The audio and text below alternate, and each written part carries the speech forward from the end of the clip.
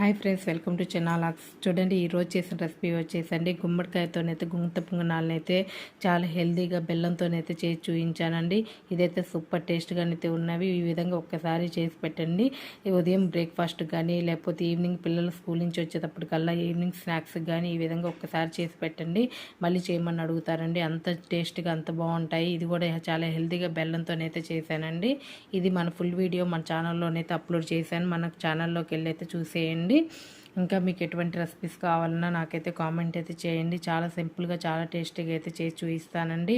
ఇంకా మన ఛానల్ని సబ్స్క్రైబ్ చేయకపోతే ప్లీజ్ సబ్స్క్రైబ్ చేయండి, సపోర్ట్ చేయండి. ఇంకా ఎన్నెన్నో వీడియోస్ మీకోసం అయితే చూపిస్తూనే ఉంటానండి. సూపర్ టేస్ట్గానైతే ఉంటాయి.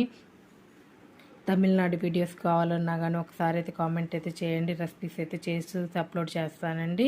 ఇంకా మన ఛానల్ని సబ్స్క్రైబ్ చేయకపోతే సబ్స్క్రైబ్ చేయండి, లైక్ చేయండి, షేర్ చేయండి, కామెంట్ చేయండి. Please subscribe my channel. Thank you friends.